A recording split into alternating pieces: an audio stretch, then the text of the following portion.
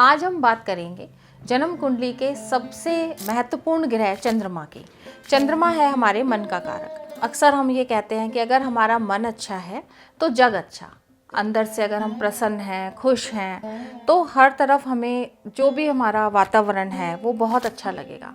और हम अंदर से जब प्रसन्न होंगे तो हर व्यक्ति की जो भी छवि हमें दिखाई देगी वो भी सकारात्मक दिखाई देगी। जैसे हम जानते हैं कि मन के हारे हार है और मन के जीते जीत। यदि मन से आप हार जाएंगे तो जीवन में कुछ भी करने का मन नहीं करेगा और आप फिर से उठ के खड़े नहीं हो पाएंगे। और अगर आपका मन जीता हुआ है, आपको मन अंदर से प्रसन्न है, तो आप कुछ भी करने में सक्षम रहेंगे और आपकी अंदर से इच्छा रहेगी कि आप ज़िंदगी में कुछ करें। ऐसे बहुत से व्यक्ति होते हैं कि जो ये दूसरे की दर्द, मुस्कुराहट, उनकी खुशियाँ, उनका एक सूनापन या उनकी बहुत ज़्यादा घबराहट वाली बातें या किसी की रोने के पीछे, अगर कोई रो रहा है तो उसके पीछे की आवाज़ को सुनना, मतलब किसी तरह दूसरे के मन को पढ़ना आता है ऐसे कुछ व्यक्तियों को।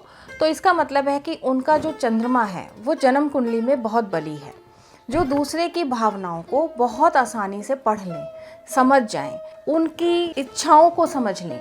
तो ऐसे लोगों का चंद्रमा जन्म कुंडली में बली होता है। चंद्रमा बहुत गतिमान प्लैनेट है और बहुत जल्दी जल्दी मूव करता है। 54 घंटे एक राशि के अंदर रहता है।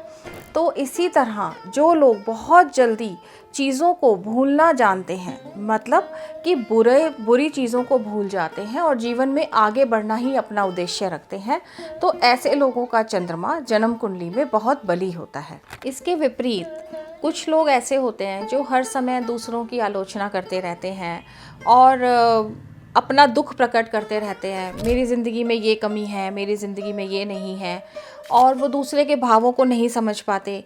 कौन उनके लिए अच्छा है, कौन उनके लिए बुरा है, उनके लिए समझना बहुत ही मुश्किल हो जाता है। चंद्रमा कहता है कि आप ज़िंदगी में आगे बढ़िए, क्योंकि जो उसकी गति है, उस गति का मतलब ही ये है कि आप नकारात्मकता को छोड़ो और सकारात्मकता की तरफ बढ़ो।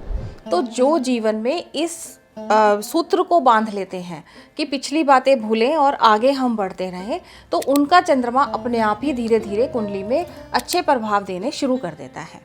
आपने देखा होगा कि कुछ लोग अर्श से फर्श पर आ गए, मतलब बहुत ऊंचाइयां छूने के बाद वो नीचे आ गए। तो चंद्रमा बली था, चंद्रमा मजबूत था, तो उन्होंने अपने आप को फिर से खड़ा किया और फिर से ज़िंदगी में एक ऊंचाई की तरफ वो बढ़े और एक उन्होंने अपनी स्थिति बना ली। इसके विपरीत कुछ लोग दोबारा से उठ कर के खड़े नहीं हुए, डिप्रेशन में आ गए, कोई मानसिक तनाव लेके बैठ गए और वापस किसी भी स्थिति में नहीं पहुंच पाए। तो हमें निरंतर ये कोशिश करनी चाहिए कि हम सकारात्मकता की तरफ बढ़ें, जिससे कि चंद्रमा जो कि हमारे मन का कारक ग्रह है वो बली रहे और हम जिंदगी में आगे ही बढ़ते रहें। अगर आप भी ज़िंदगी में किसी तरह के डिप्रेशन से पीड़ित हैं या आपको कोई तनाव है या ज़िंदगी में कोई उतार चढ़ाव की स्थिति चल रही है, तो कुछ साधारण से उपायों से आप अपने चंद्रमा को बली कर सकते हैं, अपने मन की स्थिति को मजबूत कर सकते हैं और इसके आपको शुभ परिणाम बहुत ही जल्दी मिल जाएंगे। इसमें सबसे पहला उपाय है कि आप अपनी माता से संबंध अच्छे रखें, क्योंकि चंद्रमा हमारे माँ का कारक है। तो सबसे महत्वपूर्ण स्थान जो ईश्वर के बाद किसी को दिया जाता है तो वो आपकी माता है। तो अपने माता से संबंध आप बहुत अच्छे रखें, उनकी सेवा करें, नित्य उनके चरण स्पर्श करें, उनकी इच्छाओं को समझें, उनके मन के भावों को समझने की कोशिश करें। इसके अलावा चंद्रमा की जो धातु है वो है चांदी। तो अगर आप अपनी बहनों को, बेटियों को किसी भी उपहार स्वरूप चांदी की वस्तुएं भेंट में देते हैं तो आपका चंद्रमा आपको अच्छे परिणाम देता है। और चंद्रमा के आराध्य देव हैं भगवान शिव। तो भगवान शिव की नित्य प्रति आराधना निश्चित ही आपके चंद्रमा को बली करती है, आपके मन को एकाग्रचित करती है। आपके जो चंचलता है कि मन आपका भटक रहा है, जो नेगेटिव साइड जा रहा है, उसको वो बिल्कुल ही समाप्त कर देगा जीवन से। तो नित्य प्रति भगवान शिव की चालीसा का पाठ करना, या ओम नमः शिवाय का जाप करना, ये आपके लिए बहुत ही अच्छा रहेगा। इसके अलावा किसी भी विशेष तिथि पर जैसे त्रयोदशी या अमावस्या या पूर्णमासी के दिन रुद्र अभिषेक कराना विशेष फलदायक है।